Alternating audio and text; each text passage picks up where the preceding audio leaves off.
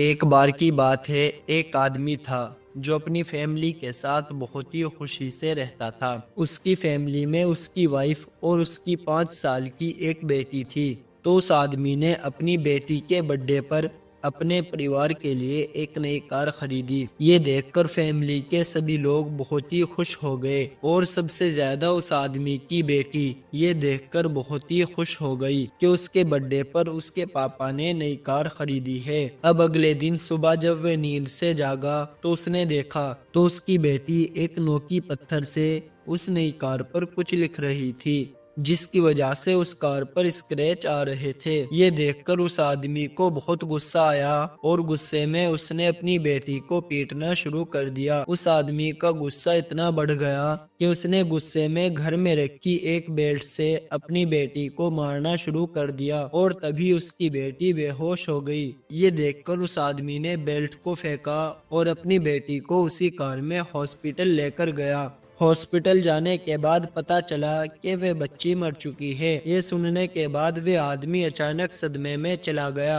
और रोते रोते जब वे उस हॉस्पिटल से बाहर निकला तो उसकी नजर अपनी कार पर पड़ी और उसने देखा कि उसकी बेटी ने उस नोकी पत्थर से उस कार पर लिखा था, आई लव यू पापा, यू आर माई हीरो। ये देखकर उस आदमी को और भी ज्यादा पछतावा होने लगा और वे अपने किए पर रो रहा था। दोस्तों, इस छोटी सी कहानी से हमें ये सीख मिलती है कि चीजें जो है वे जिंदगी में आती जाती रहती है, लेकिन इंसान एक बार गया तो वे दोबारा नहीं आ सकता। हमें चीजों से प्यार करने की बजाय इंसानों से करना चाहिए और हमें अपने गुस्से पर काबू रखना चाहिए, क्योंकि गुस्से में हम अपना ही नुकसान करते हैं और जब गुस्सा शांत हो जाता है तो अपने किए पर पछतावा करते हैं और उस पछतावे की कीमत हम कभी अदा नहीं कर सकते। तो गुस्से में थोड़ा शांत रहो, होश में रहो, क्योंकि गुस्से से कुछ ठीक नहीं होता बल्कि सब कुछ बर्बाद हो जाता है।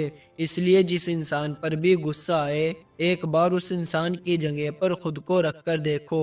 ये सोचो कि वे चीज अगर आप पर हुई होती तो आप खुद को थोड़े ही मारते या फिर खुद पर थोड़े ही चिल्लाते, बल्कि उसे आप नॉर्मल तरीके से लेते।